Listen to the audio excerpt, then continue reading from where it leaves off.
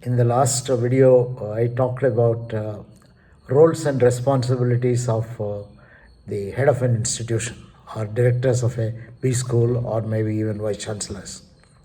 In this, I would like to talk about the uh, multiple stakeholders that the director has to take care of, and also the kind of experiences he or she may have. So I would title this as Is the Director's Job a Bed of Roses or Thorns? I'd like to start by an interesting experience we had in mid-70s when we were running a program. Ravi Mathai, Uday Parikh and I were running a program of managing change in academic institutions. There were a number of participants, and one of them was the head of an institution that runs both schools as well as undergraduate colleges. This principle was saying that for everything that we talked of, the need for the institute to reorient the curriculum, to be in touch with alumni and so many of the kind of things, every point of time he would say there is no time, there is no time. So during the program we said each one of them to write down on a piece of paper where their time is going.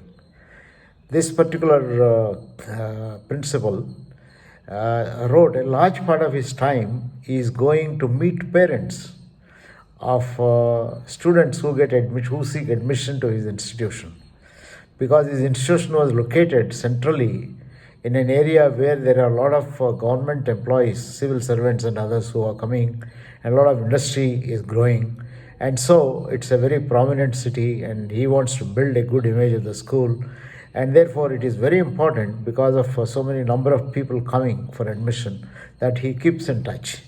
So his admission system was that finally he has to admit, and there was no other way in which I think people could manage. So at the end of it, we said 70 to 80% of your time is going on admissions, and that is why all your good intentions of changing curricula, developing faculty, creating a different kind of an atmosphere in the institution have all remained only theoretical. Why don't you therefore see the way in which your admissions can be managed by another? Professor Mathai shared the IIM Ahmedabad experience, where he said that no candidate for admission ever will come, including occasions when ministers sent messages. He would simply say that they'll have to go through the process and there is an admissions committee, and that only decides. So this principal heard all the face and he said, "Okay, I'll plan for it." And the next evening, he presented to the entire community what are some of the possibilities he has.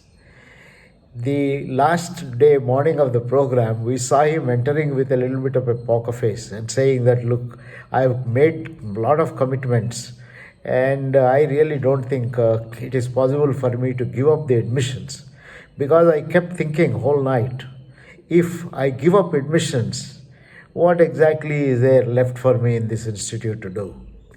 I think what an interesting thing, because admissions was so powerful that the head of this institution was always waiting for an opportunity to interact with community, interact with so many other kind of people. He found it very difficult to give up admissions and appoint a committee to manage the admissions.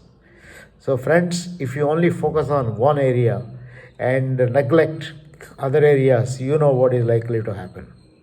In fact, I would like to say the role of a director of an institution or a principal of a college or vice chancellor or even the headmaster of a school, they are very complex, especially if you are in a private institution with its own kind of a board. Private, public, it really doesn't matter. I have identified about 14 stakeholders the director of an institution has to deal with. First and foremost, the important stakeholder is the chairperson. And normally chairpersons are very powerful people, industrialists with a lot of clout around, they can work with the government and so on. They can get a hell of a lot of support for you. But I think chairman is a person whom you will have to be constantly in touch, and you have to engage him or her and constantly keep feeding information, taking his advice and things like that. So it's a very important stakeholder. Second is the board. and its various subcommittees. Normally, they could be about anywhere between 10 to 15 board members.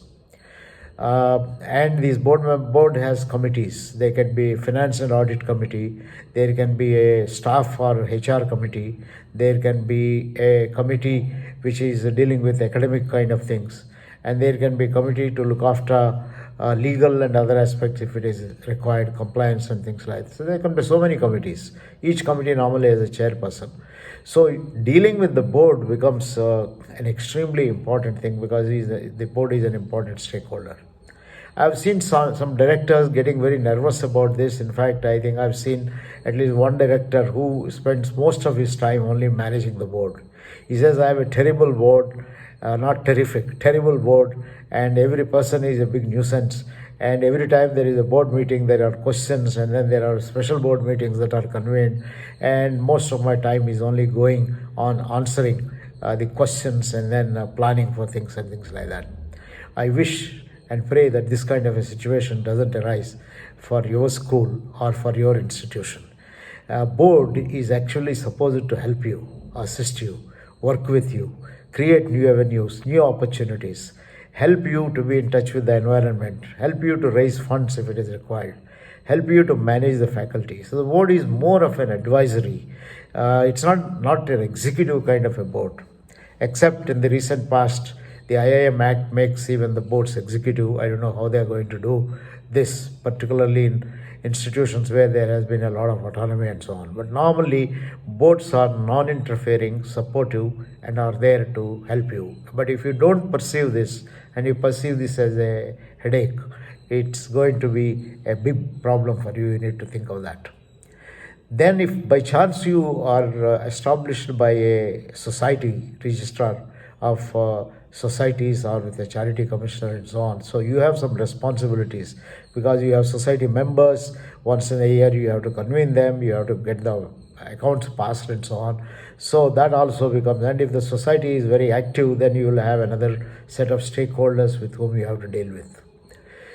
The fourth important stakeholder is the faculty. I think that is the most important reason of any institution. If you have excellent faculty, you can build an excellent institution. This is the biggest resource you have. But faculty sometimes can be a nuisance. Even if all your faculty are good, there are a couple of faculty who can create trouble, who can go to court, who can drag you into all kinds of association matters, etc. Then you had it. So therefore, it's a very important stakeholder. Rather than using this as an opportunity, it becomes a bed of thorns and so on. I know several institutions where directors who have done well up to a point, I think, did not know how to deal with some you can call rebellious faculty or agitated faculty, and they ended up spending good part of their time dealing with these people rather than building the vision and other kind of things for the institution. So faculty can be a great resource for you, they can be a great support for you if you know how to use them and if you are genuinely interested in building them up. Then you have the administrative staff, which are somewhat easy to control, not always, but somewhat easy to control, which include maybe your registrar or an administrative officer and all the associated people. You have to make sure that you get good staff. Even if necessary to spend more money, spend and have competent people. The Indian School of Business is one excellent example where I have seen from beginning, they recruited, it was a little more expensive, but they got the best staff to head. Best HR people, best management people and so on. As a result, most of the faculty didn't have to do anything of an administration. The institute used to be administered by somebody in charge of executive education. This person would go around the world and mobilize faculty for teaching at ISB, participation, look at whatever is happening across. I think that was a wonderful kind of a. So it's important that you have very competent administrative staff. The sixth category of stakeholders are your students, which is very important because we exist for the purpose of building the capability of students. And if by chance if the students are active in terms of protests and so on. Normally in B schools, very rarely students protest because they are all placement driven and therefore they want to spend as much time as possible to make sure that they get a good name and they walk out with a good offer in their hand. Then you have another category called alumni. They are great opportunities. In fact, it is the alumni who can supply case material, supply. In fact, if some good alumni can be a set of faculty who can be your visiting scholars, and they are not interested in how much of money you pay. Therefore, they are more interested in coming and sharing their experiences. You have a strong alumni base, and the alumni, you keep meeting them. They come to teach, they come to share, they come to recruit your people. I think you are building a wonderful kind of an institution. Eighth in the list of stakeholders is the other recruiters. You can also call it broadly is industry. This is very important category to deal with. In fact, they are the ones with whom you should be constantly in touch. When you are in touch with recruiters, in some way or the other, you will have a placement chair and other people, all the student committees that are in touch with them. But every time a group comes to your institution, you should have a lunch or a dinner, have a cup of tea with them, tell them about innovations that are going on in your place, and what a opportunity it is for you to impress them, also to get to know what kind of requirements they have, what are their disappointments, and use this to inspire the faculty to reorient their curriculum and things like that. So recruiters are a great advantage, but you can also see them as a bed of thorns. If you see this as a headache to entertain them and so on, I think that is what would happen. Ninth is other fellow directors like the Association of Indian Management Schools or local management bodies like the local management associations and the fellow directors from other institutions. And nowadays there is a lot of collegiate kind of an atmosphere. You may get to know their views. So it's good to be connected with all these, to know innovations that are going on, to share with them their own innovations. Don't be afraid to share with them their innovations. You have innovated something, you don't need to fear that if you share with others, they will walk away with your secrets. I think you will always be the first. They will always be number two. So it's good to have a give and take. Tenth in the list of your the stakeholders are the ranking institutions, which is a new phenomena which has developed in the last 10 years. Those institutions that rank you, recognize you, give accreditation and things of that kind. It's very important to be in touch with them because they have a lot to teach in terms of the systems, processes and things like that. 11th in the list is the government. It's a local government or other government. You need to follow the government regulations. Government also offers a lot of schemes, opportunities and things like that. So you should be constantly in touch with government so that you know what is happening and then you can make use of all opportunities and also treat your own obligations and responsibilities with them. 12th most important in the list of your stakeholders are the parents. They can be a great resource. If you simply have a list of all the parents of the students who are studying there and identify, I think these may be great lawyers, great doctors, great scholars, great industrialists, and great people. So if you simply have a list and network with them, you can use your alumni body, you can use your own student body, and once in a while having meetings with them, I think they can do a hell of a lot.